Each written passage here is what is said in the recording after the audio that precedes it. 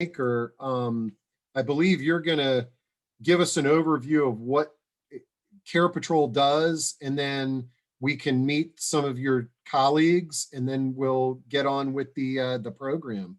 So, Bonnie, you want to tell us a little bit about CarePatrol? Sure. Thanks, Steve. Good afternoon. Great to be with you. I'm Bonnie, as Steve has said, and I own the CarePatrol franchise for the Howard and Montgomery County areas. And I'm joined today by my colleagues from Virginia, Delaware, Maryland, and DC. There's 7 franchises in all in the Baltimore, Washington, greater metropolitan area. And we're excited to be with you here today. There's actually about 170 of us across the country. So CarePatrol is a national company, but also has a lot of local presence and a lot of regional knowledge. CarePatrol is an elder care referral and placement service, and we consult with older adults and their families to help them find the right fit community, whether it be a retirement community, assisted living, memory care, or independent living. And our consultative services are at no charge to the individual and their family, as we are compensated by our network of referral providers. We are a very local, hands-on company that's really passionate about our work and our commitment to helping older adults and their families find safe living options. Our process begins usually with a consultative phone conference, or in non-COVID times, many times a face-to-face conference. But we're getting a lot more skilled at doing things virtually. And we usually begin with that, and we really want to understand your the kinds of things that are your priorities. Socially, what kind of a living situation are you looking for? Financially, how does that stack up? Medically, what kinds of diagnoses do you have? What kind of medical needs do you have? And really getting an overview of that. A lot of times clients have referred to us as matchmakers. I love that. I like the idea of being a matchmaker, where we match clients' needs and goals and priorities for their senior living with the communities that are out there. Having 7 local regional people, we really have a lot of local knowledge, and each franchise owner and their team really becomes an expert in their local area. And that's so important, because many of us really want to make sure that we are getting the right kind of fit for us, and having a local expert really helps with that. Most importantly, though, I think what's important to note is CarePatrol and our teams are in and out of these communities every day, 7 days a week, 365 days a year. So we really do have that current modern day, understanding as to what are their clinical capabilities, their staffing, even like the cleanliness of them.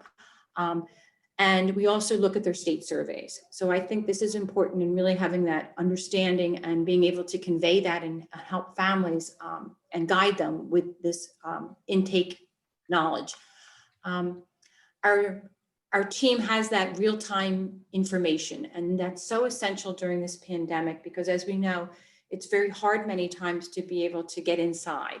And so we are the eyes and ears for you and for other professionals who are trying to work with you.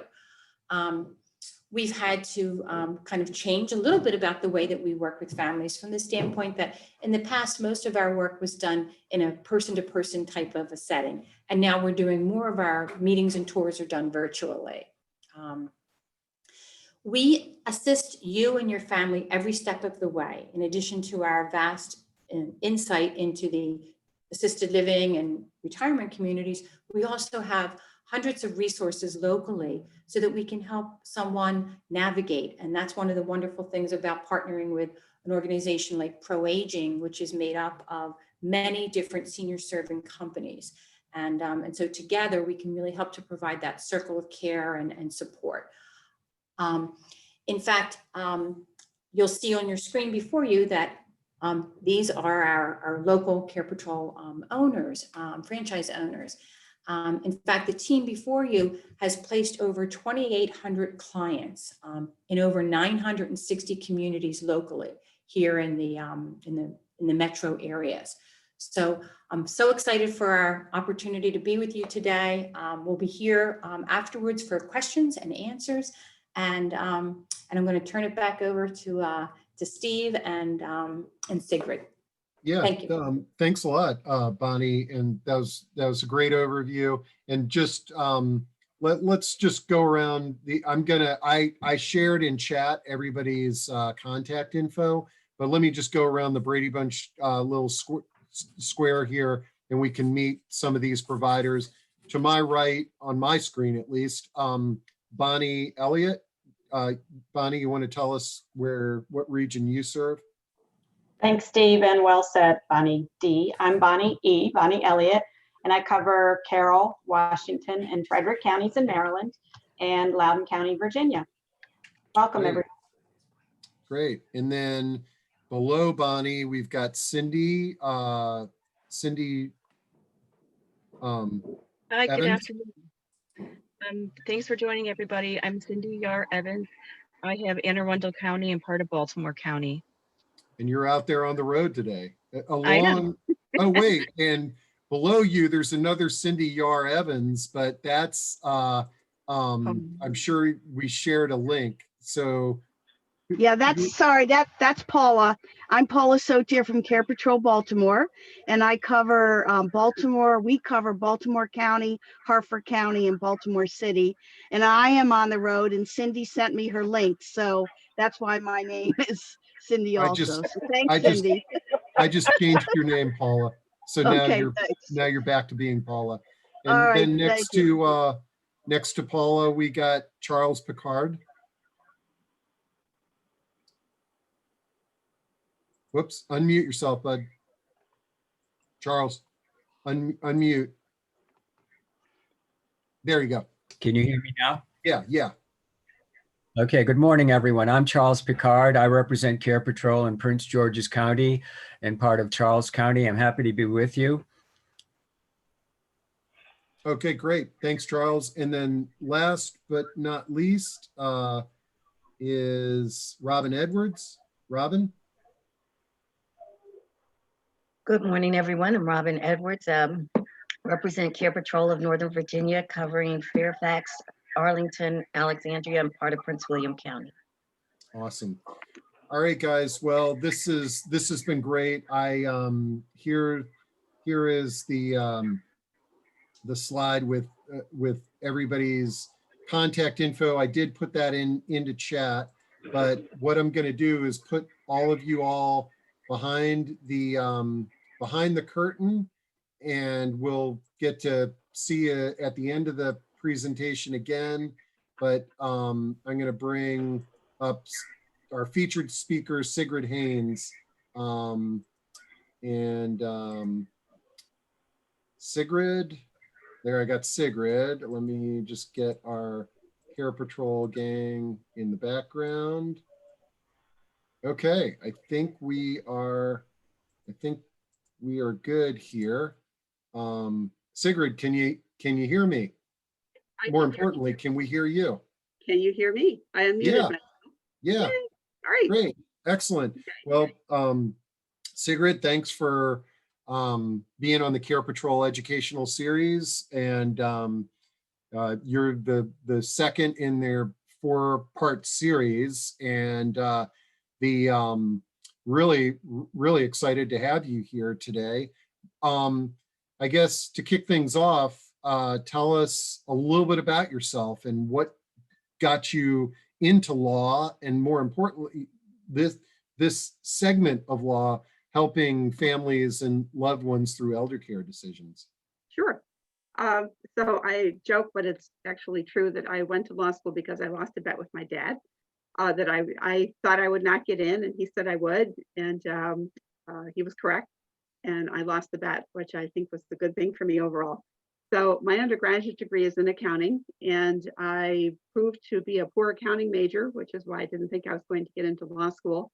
But I did, in fact, graduate with a degree in accounting, and then having lost the bet with Dad, I chose to go to Case Western Reserve because I heard that they had a health law program. And as soon as I heard health law was a viable career, that's what I knew I wanted to do with my life. I just think it's so interesting. So I became a hospital attorney. I practiced with actually, I was a hospital management consultant for a year and a half with Coopers and Lybrand, where we went to various hospitals and healthcare providers and crawled through their systems looking for financial ways to improve themselves. We discovered some AR accounts that hadn't been billed for years, that kind of thing. And then after a year and a half, I remembered that I really didn't like accounting. I wasn't very good at it. And so I decided to use my law degree before it became too rusty. And I went to a couple of firms in downtown DC and worked in bigger law firms in DC for a couple of years. It was appealing to me because I didn't have to take another bar exam, which was a significant factor. And then more changes, I seem to have a gift for going to work for places that are going bankrupt. I landed at a law firm in Bethesda where I stayed for 28 years and fulfilled my real dream of becoming a hospital attorney in Maryland. And I found that we had a number of patients over the years who would get stuck in the hospital because they didn't have placement. They didn't have family, they weren't in touch with family, they had not done good planning in terms of advanced directives or figuring out their financial resources, or maybe they had resources that nobody could access. And so we began to file a lot of guardianships on behalf of our hospital clients. And I filed, we got to the point where finally about one guardianship a week for the various hospitals that we represented. And that would happen when somebody would land in the hospital and under federal conditions of participation, the hospital is required to have a safe discharge plan for their patients. So they can't just send them home or back on the street or wherever they came from. And so as we began to file more and more of these guardianships, at some point the court thought, well, you're filing so many, why don't you become a guardian? And so I started getting calls from the court to serve as guardian of person and guardian of property. And even though I was not a gifted accounting major, I did love to balance checkbooks and do have an accounting degree, even though I wasn't very good at it. So the concept of managing people's property really appealed to me. I am of German descent, as you might guess from my name, and I like everything tidy and efficient. So this is appealing, and because I have a particular interest in healthcare, unlike many attorneys, I'm actually willing to be a guardian of a person for elderly people as well. Many people don't have any family or children or loved ones or even friends if they live long enough that become a challenge for them. So I became well known for doing this in Montgomery, Prince George's County, and in DC. And then my partners who do actually estate planning, I don't quite think of myself as an estate planning attorney. I do a piece of what some estate planning attorneys do, but I don't actually do like Medicaid planning, or I don't draft wills for people. My partners at my office do that. They're terrific at it.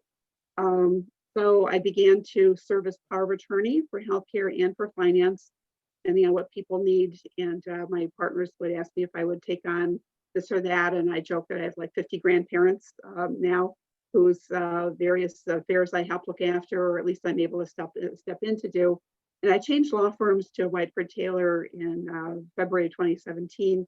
My practice was evolving in a fashion that no longer fit, and my firm was kind of going the other way. So we had an amicable split, and I went to Whiteford Taylor, which has been a great match.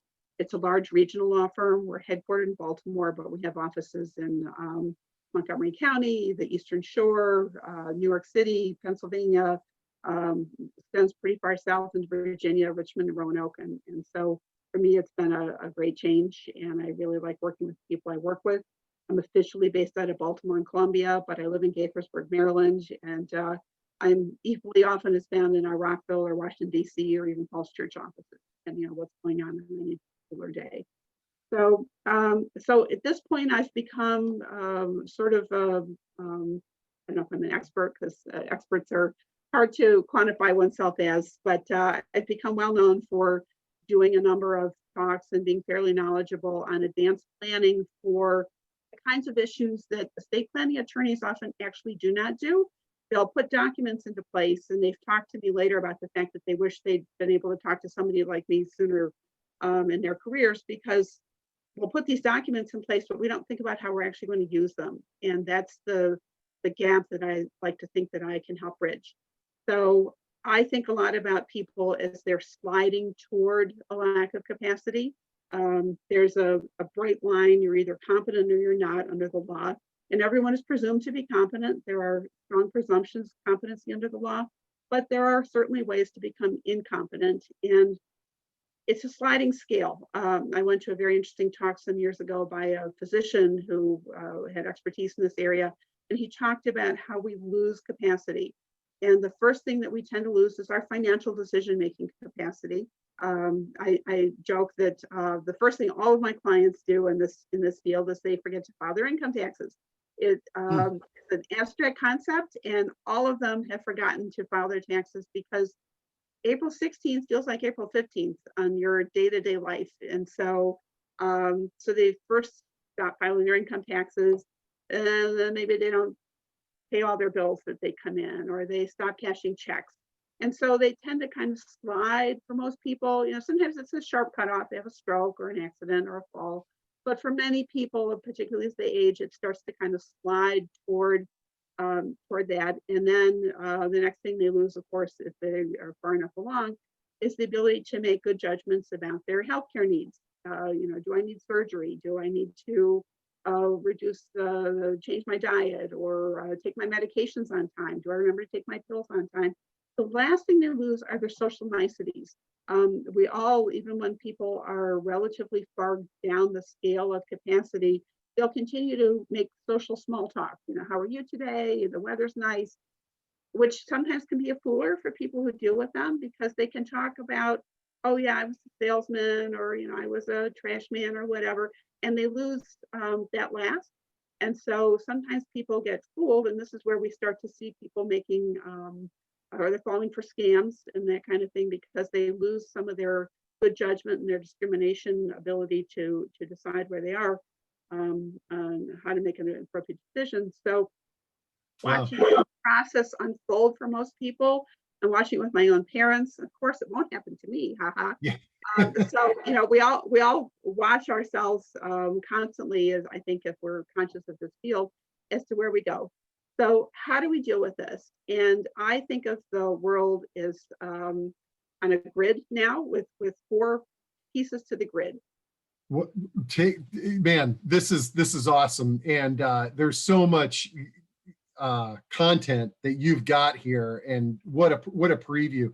Number one, I'm really psyched. I didn't realize that you had this, that the hospitals were your entry into this planning world, which is, you know, one of the things that I've found, and probably those in the audience recognize as well, is the hospital is oftentimes the starting line into this world of elder care that none of us ever wanted to be in. Like, you're out there, you're healthy and active, and then you're in the emergency room. Next thing you know, they've admitted you. Now they're talking about your discharge to one of these crazy assisted living places, you know. So your experience in hospitals, I think, is going to be really valuable. But the thing that I've never heard before, and I love it, and this is something for the providers and the family members in the audience to take note of, is this not filing taxes. Is that, you know, that's a great conversation starter for our clients. You know, whether it be we're coming towards the end of the year and the beginning of next year, and to begin having talks with our family members about, you know, hey mom, do you want me to help you with your taxes this year? Or, you know, here, I found this might be a good way to organize it. I didn't mean to interrupt you. More to, I wanted to jump in because Sigrid, to remind our audience that we want to make this an engaging conversation. And as you can hear from Sigrid's background, she can help us on a wide variety of planning, financial, legal aspects. So feel free to jump in with your questions or comments at any time. I think, Sigrid, you said it's okay if people jump in. So you can do that by just typing the question in, using the button at the bottom of your screen, or raising your hand, and we'll bring you on audio. So All right, get back to kind of helping us, with some tips that can help us and our loved ones in this situation. Yeah, so when you think about it, the hospitals, get me on my soapbox here, have kind of become the dumping grounds for society in some of these kinds of issues, because a policeman will find one of my wards got arrested for eating food in the Whole Foods. She went into Whole Foods. She didn't know how to get her food anymore. She'd stopped being able to remember how to buy groceries. She would go into a restaurant she lived in a high rise that had a restaurant on the ground floor. She would go in there, wait for somebody's food to come and grab it and run. And at some point, the police picked her up for shoplifting a cookie. And the Whole Foods manager came along and said, "Oh, you can't eat cookies, without paying for them." And again, she was a little bit of a walkie-talkie. The social niceties were there. And she said, "Well, I wanted a cookie." And he said, "Well, yeah, but you have to pay for it." And she got belligerent with him. And at some point he called the police. This woman weighed about 90 pounds. He called the police. The policeman came and he said, "Well, you can't just eat cookies." And she slugged the policeman. And meanwhile dropped the piece of lettuce that she'd also grabbed. And no, she got it backwards. I got it backwards. She ate the lettuce and dropped the cookie, which is why I knew she lacked capacity, because I was with you.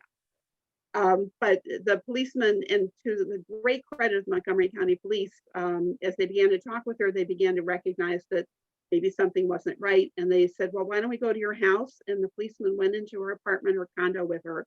And there was no food in the condo at all. And they talked to the building management and they said, "We've been worried about her." So they took her up to a hospital, to the ER. I think the police did a great job handling that case.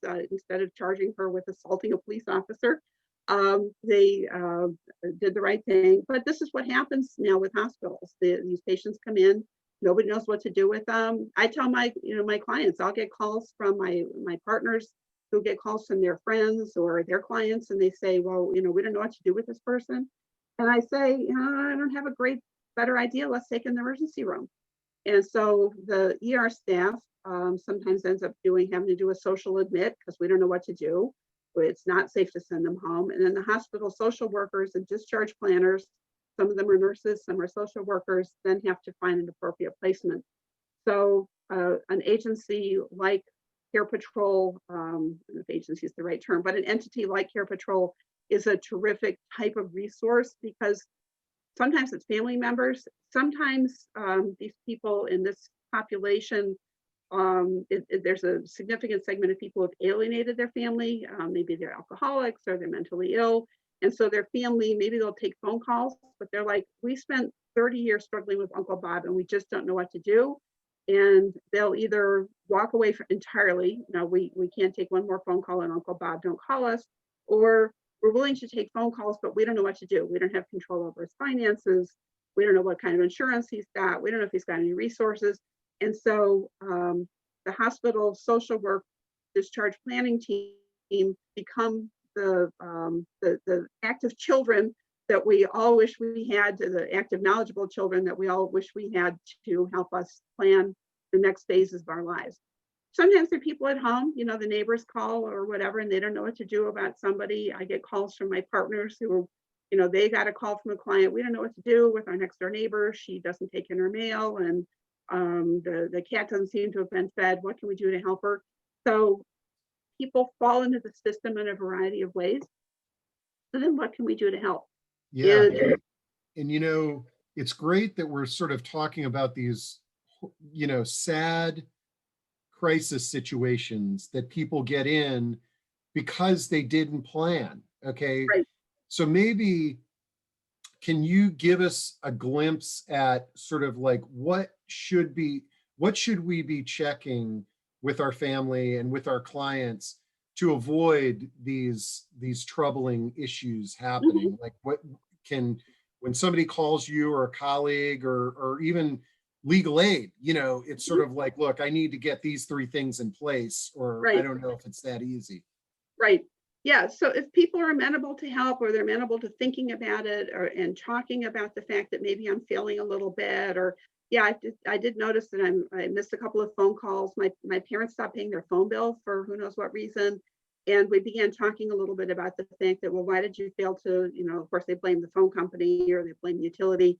Oh, they didn't send us the bill. And a little bit of that, not every bill has to be paid every single month, despite what we all want to do to get our best credit rating. But a little bit sliding here and there is not a big surprise. But failing to file taxes, after you miss a couple of utility bills, they start to threaten to cut you off. These kinds of issues can show up that there are problems. And again, people lose their financial capacity first. So I try to talk with people about whether it's a good idea to put in documents that will help you plan for this. So I was starting to say, when I think of life as a grid, I had never thought of my life as being, all decisions are either financial or personal. Every decision you make in your life is either a financial decision or a personal decision. Financial ones are obvious. Should I buy and sell property? Should I pay a bill? Where shall I bank? Do I need to file my taxes? And then the personal things are everything else. What kind of food do I eat? Where do I want to live? Am I willing to consent to surgery? So everything falls into one of those two categories. Sometimes we can argue about what every particular decision would fall into, but there are ways to plan for this. And so the one way is to deal with a financial decision-making lack of capacity, and that's the financial power of attorney. But people talk about traditionally when they say power of attorney, I'll get cocktail party conversation. Oh, I've got a power of attorney. A power of attorney is a legal document that delegates your decision-making authority to somebody else. It comes from Old English law where the person the baron or whatever would go off to dance attendance on the king for a couple of months because he had to go to court. So he would have to leave behind somebody's ability to manage his property while he's gone, always him. And so he would delegate authority to the property manager, the overlord, to collect the taxes and pay the serfs and reap take the crops to market. And so he would give a power of attorney to somebody while he was gone. And if you think about a power of attorney that way, that's the way that still makes the most sense to me, which is why everyone has to suffer through my little history lesson there, because you're giving your ability to make that decision to somebody else. But if you come back, you still are in charge. You're still the one that's in charge. And it's a voluntary giving of your authority to somebody else. You retain authority yourself at all times. The agent may or may not do a good job. The agent doesn't have to do anything. The agent might turn out to be a poor choice. Or the agent dies or becomes incapacitated himself, or only decides to do part of the job. Maybe he only wants to collect the rents, but not pay for the other things. So it's always important to pick a good agent, but the concept of delegating authority to somebody else goes back to this basic idea. And in Maryland in 2014, I think it was, we passed a model statutory form. I know not everyone in the audience is from Maryland, and so there are equivalent forms in Virginia, DC, probably most of the other states that you could look at. So there's a Maryland statutory form. And in Maryland, if a bank or financial institution does not recognize that particular form, they have to pay the legal fees for enforcing the cost of enforcing the form. And so it only took a month or two for them to all get on board of the fact that we should be using statutory forms. So I've given you a link, which Steve is sharing, to where these forms can be found under the Maryland law. One significant defect of sometimes significant defect of the statutory form is that it does not necessarily address real property, real estate that people have. And it doesn't address sometimes every situation. And so many estate planning attorneys like to use either their form plus the statutory form. But the statutory form covers most people's day-to-day needs. And so I always recommend that regardless of what else is going on, that people at least use the statutory form. It's available on the Attorney General's website, and I've given you a link to find it. Again, it can only be made by a competent adult. And an adult is a person in Maryland, and I think every other jurisdiction, is a person who has attained their 18th birthday. So minors cannot use it. You have to be at least 18, and they have to be at least sufficiently competent to understand what it is. So you don't necessarily have to know that I've got e-bonds coming due in April 2021, or I bank even at the M&T Bank or whatever. The person has to be sufficiently competent to understand what they are delegating to somebody else. So my grandmother, who was in failing health and had not done her estate planning stuff as well as she might have, gave my father a power of attorney, understanding all she could say was, I trust my son and I want him to manage my money while I'm sick. I think that was enough statutory competency to be able to delegate decision-making authority to somebody else. The most important thing when you use that document is to follow the witness instructions to the T. They're right on the document, they're not complicated, but you do need to have the witness requirements followed in order for it to be respected. The Maryland statutory form requires a notary, requires 2 witnesses, and the witnesses have to see you sign it. So under this, I signed it, would you please witness my signature? So we get a little bit picky about that, because then the person who is accepting it is able to rely on it as in fact a valid document. So it's a very powerful document. Think very carefully about the person to whom you give this broad authority over your life. You can narrow it. You can say, well, somebody who's, this happens sometimes with people who are moving. Maybe the husband moves and the wife's following a week later so the kids can finish school, or somebody's going to the military. You can make it very specific. I only give you authority to file my taxes, or I only give you authority to sell my house. But the statutory form is quite broad. And so you want to be sure you give it to somebody who is a responsible person who will stay in touch with you and keep an accounting. One of the things that people do not necessarily understand about a power of attorney is that you're managing the money for someone else. And so you need to have a separate accounting, a separate bank account. It's not your money. This is not a gift of money. You are managing somebody else's money for them, and you should always be able to prepare an accounting at any time. So if I took, for example, a power of attorney from Steve and became effective tomorrow, and I began to manage Steve's money tomorrow, I need to have a separate bank account, and I'd be able to produce a listing that says, oh, I paid Steve's mortgage, I decided not to pay his health insurance. You need to have all of that in a separate file.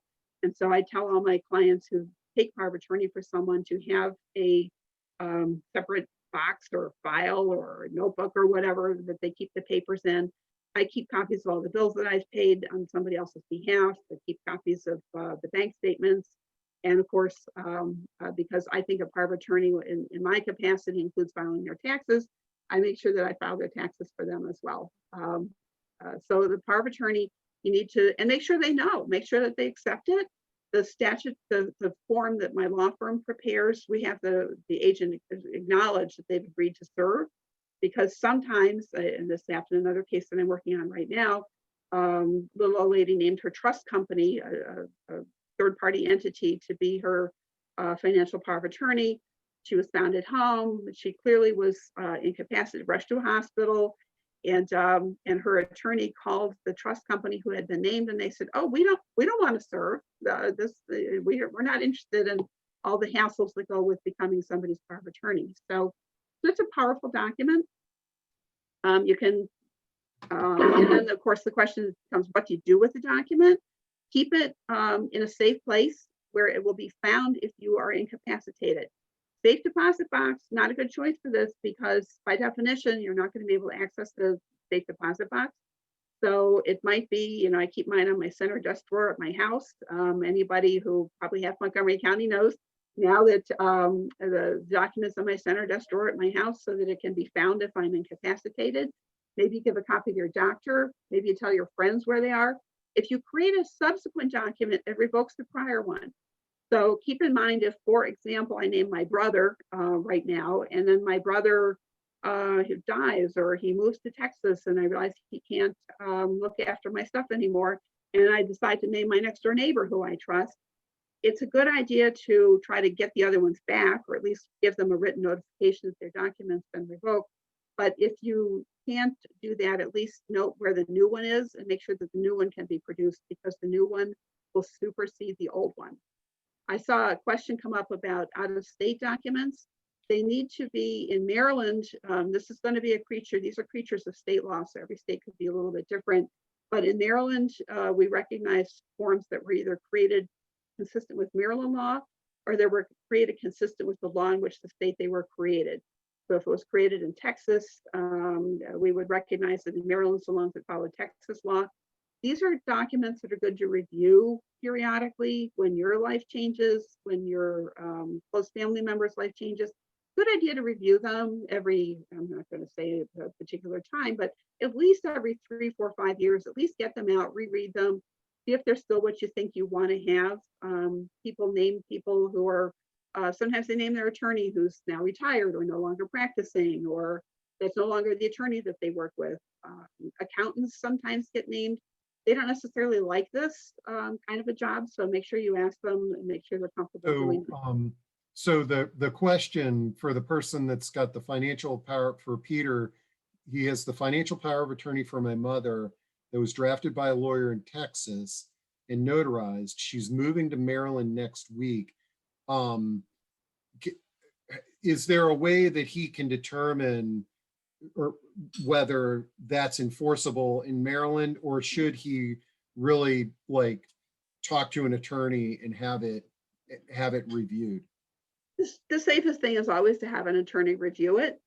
Because she's moving to Maryland, I would encourage her to also, assume it's consistent and her wishes haven't changed, also have her do the Maryland statutory form, because Okay. the Maryland statutory form is unique to Maryland, and it never hurts to have, even if she did one in 2015 in Texas, if she does a 2021 that follows the Maryland statutory form. That way, if you take it to any kind of a Maryland financial institution, they have to recognize it. Okay. If you send them a form they don't know, they send it off to their legal department. Sometimes they may or may not recognize it. The legal department can give you a couple of weeks. Then it's my experience, they'll come back with some wacky requirement that you didn't even see coming. Oh, we require all powers of attorney to be done within the last year or whatever. They come up with all kinds of reasons not to recognize it. Okay. So, And we have a real life question scenario that might actually also be some good content for you to sort of help us in planning. This is from Susan, and it says, I literally just got off the phone with a doctor who had a patient in the room with her. She just had a mini mental done again and scored very well. However, in talking to her niece, she has been doing everything you are describing. The doctor said she cannot put dementia down based on the mini mental. Of course, she does not want to move from her condo, but takes cash out of the bank daily, has no idea where it is, allowed a man with a sign to get in her car and took him to an ATM to give him for his wife who was in the hospital for splitting her head open. Cannot recall how, not cleaning her clothes, attending to functioning dirty clothes. Are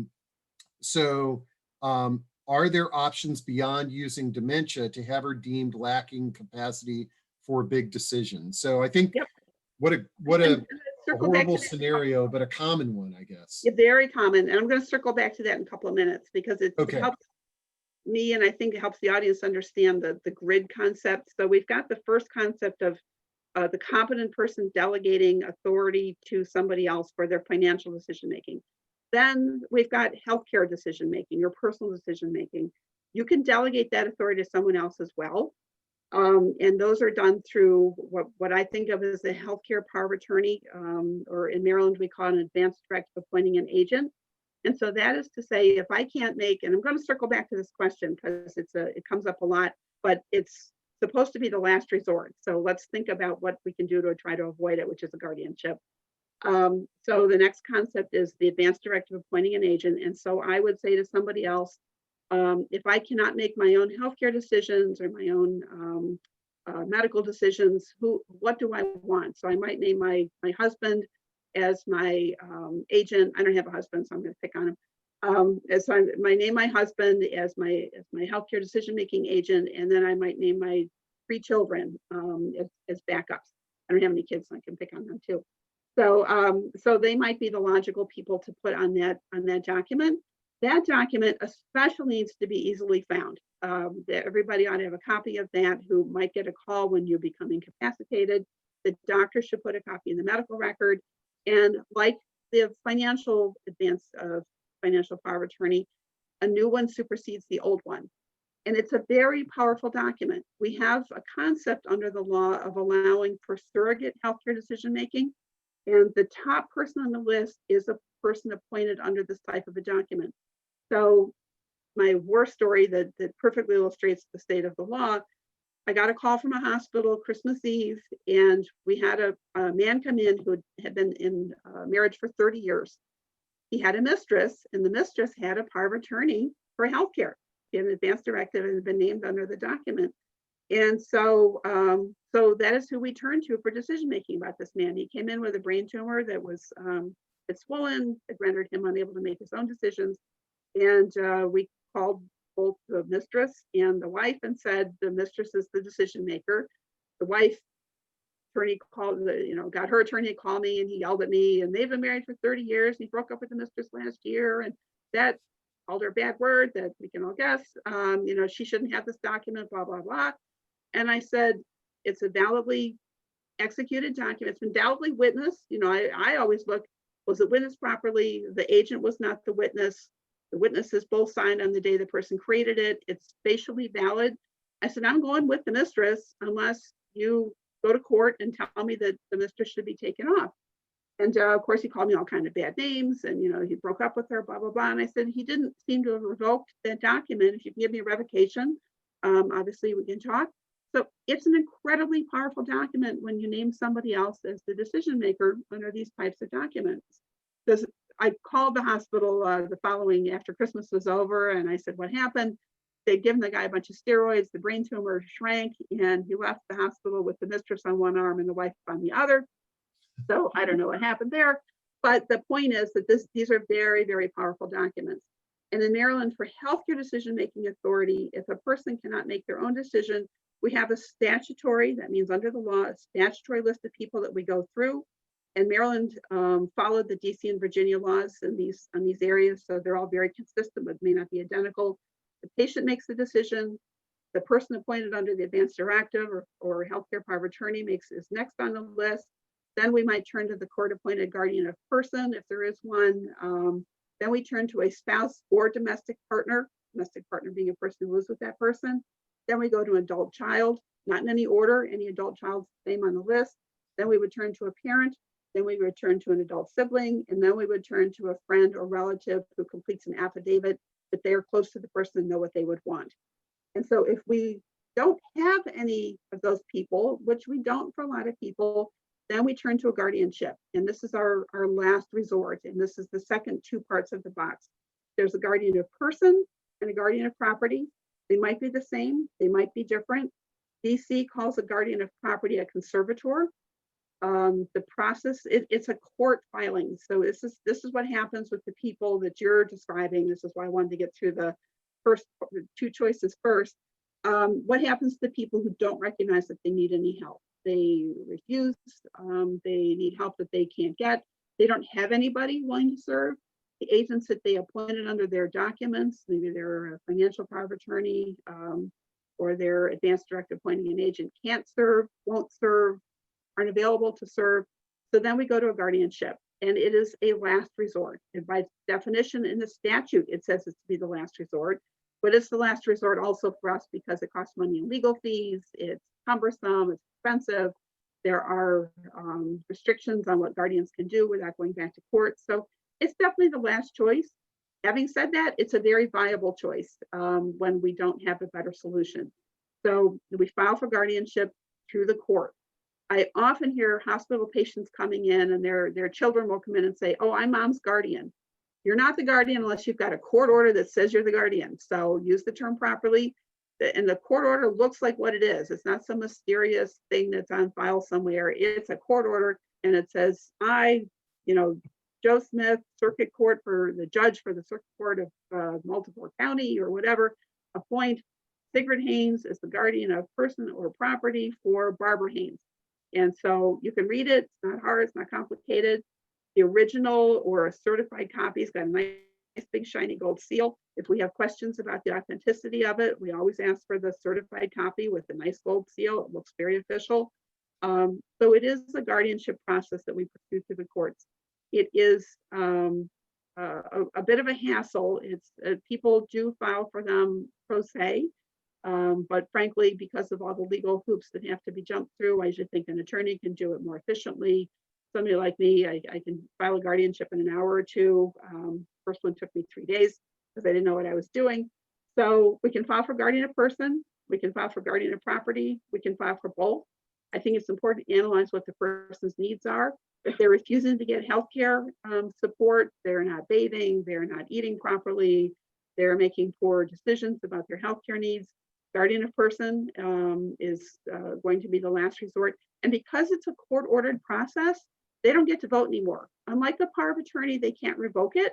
A guardianship is filed against them like a lawsuit, and they have an attorney appointed by the courts. First thing the court always does, appoint an attorney to be a zealous advocate for the alleged disabled party. And then the court follows the process just like it would for any other kind of a trial. Sometimes the hearings are done very expeditiously. I've gotten a guardianship in a couple of hours. If there's a real bona fide emergency, like the person needs to have emergency surgery. Guardian of property has a lower standard because the law recognizes that people lose their financial decision-making capacity first.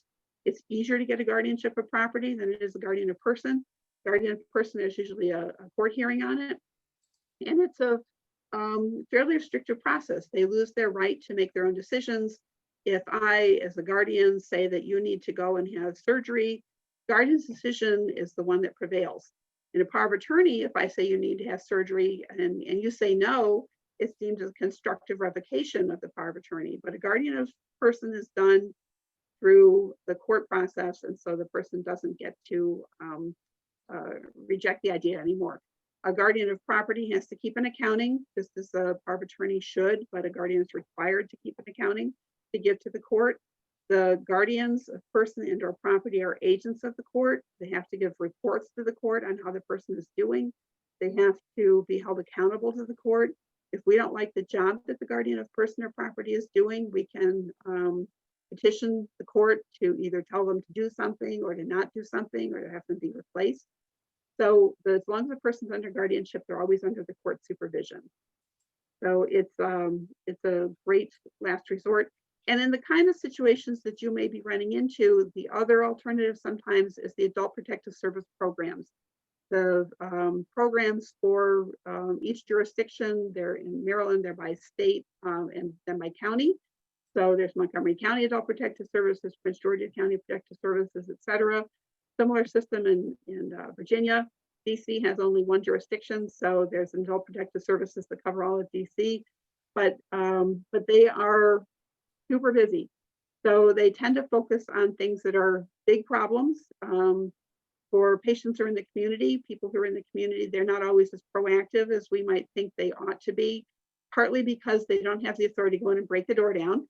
So if, for example, we're worried about Mrs. Smith next door and we think she's not answered the door for 3 days and she's always dirty and we were worried about her food supply, the adult protective services can be notified. They're very resourceful in terms of trying to find help. They're very busy, but they might, for example, send the police out. If they need a wellness check and no one's seen Mrs. Smith for 3 days and the newspapers are piling up, the police might go in. Adult Protective Services doesn't do that, but they'll know who to call, who to get some help from. So I think we'll open it up for questions. It's kind of an overview in 20 minutes. Yeah. No, and we've got a few minutes left, and so if you've got additional questions, comments for Sigrid, and so that previous question, like what words of wisdom to somebody who you can't get that document that says that somebody is incapacitated, but based on the decision, like what are some steps that somebody might do in that situation? I would always call Adult Protective Services for help. Even if they can't, every one of them's got a number that you can call for the main intake unit. And so they might be able to give you some help for some resources. If we think the person's got some mental health needs, there's some mental health resources that might be helpful. They might be able to do a wellness check or send somebody out. I'm a huge fan of private care managers for people who have the resources to.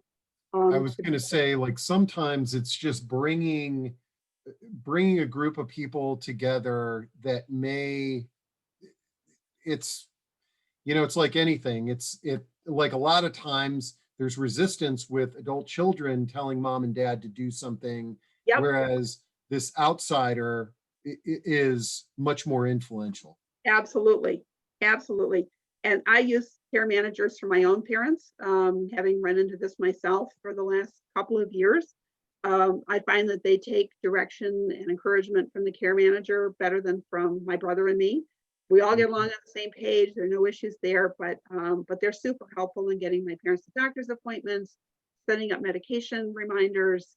They're up in Syracuse, so not in this area, but they make sure that they get their pills and they have the kind of support that they need.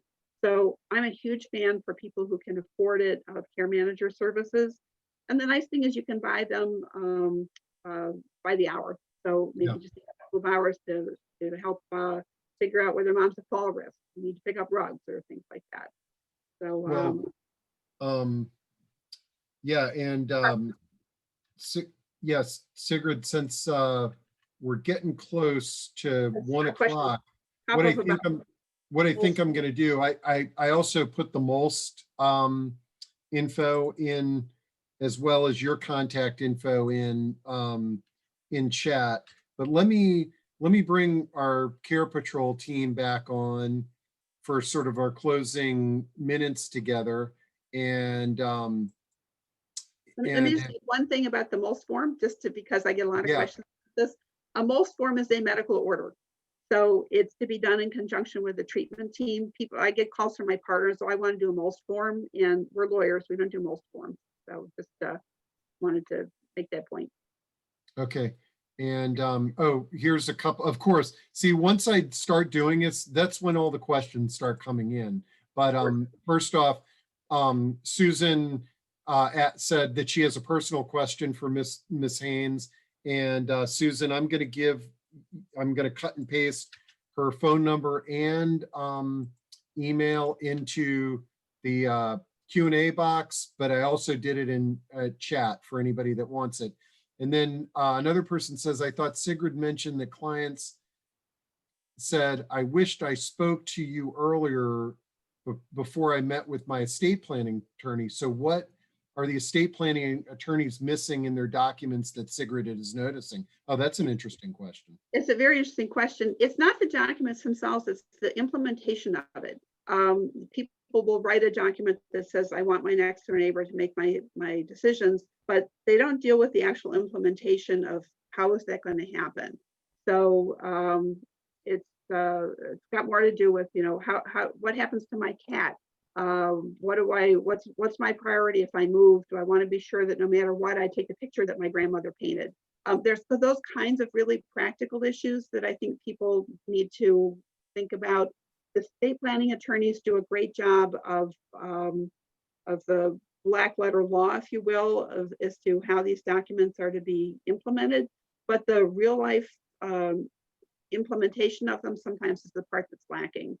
So it's actually sometimes the estate planning attorneys who call me, and I've got an example now. I've got a little lady that the one that fell, and the attorney called the trust company, and the trust company said, oh, we don't want to serve. And my colleague, who's the estate planning attorney, well, she doesn't want to do it because she's in charge of the will and she didn't want to be in charge of the person while they're alive. So I spent the last 6 months getting her house ready to go on the market, putting the house on the market, all through the power of attorney, sorting out her financial affairs, filing her taxes, because she stopped filing her taxes, distributing her personal effects to her friends. She had a will that said, oh, the painting that my great aunt did, I want her to go to my friend in Binghamton, New York. Well, getting that up there, those kinds of things, I think, are what sometimes people are missing. So having somebody designated to help follow through on that stuff can be very helpful. Oh, of course. Well, this is a really nice couple of really nice compliments for you, Sigrid. And another question. It says, can we extend a little longer with Attorney Haynes today?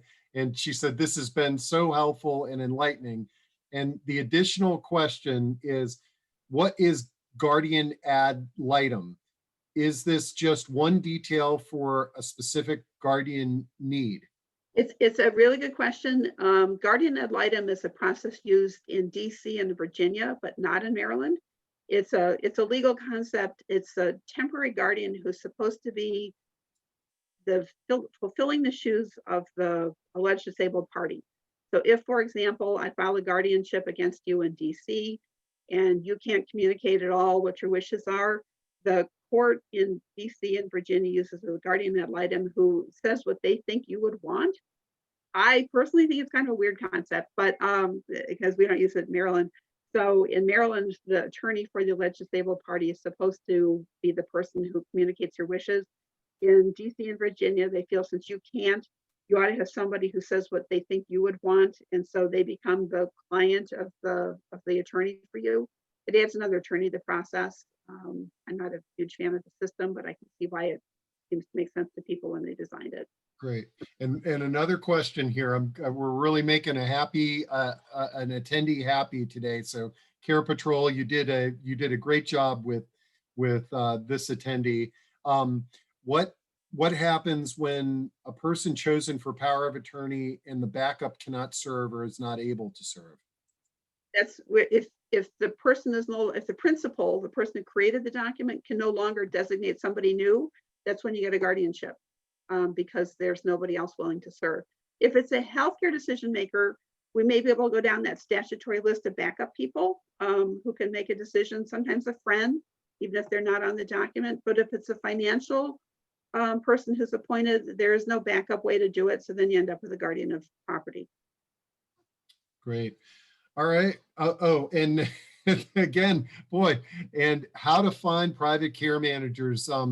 I will actually, if you just type in aging life care manager into the internet, you'll get their trade association, and you can do a search there. There's That's how I found the ones for my parents in Syracuse. Yeah. And what is a statutory list backup people? What is statutory list backup people? Every state's a little bit different. In Maryland, it's set forth in the Health General. If you Google, it'll probably pop right up. It's in Maryland Health General 5605. It's the list of people who can serve as a surrogate healthcare decision maker when the person can no longer make their own decisions. Okay, So great. Well, thank you. Thank you for all those great questions from that attendee. She was anonymous, or he was anonymous in posting those, but I think they were great and really added a lot of clarity. And in case you're wondering who all these other folks on the screen are, they are CarePatrol, who brought us this program today and asked me to moderate. There is all of the CarePatrol contact info, but which I posted into chat. But we can. I'm going to give them everybody's email who signed up today, so they can follow up with this contact information as well. Sigrid, thank you for your presentation, and CarePatrol, thank you for inviting me to moderate this.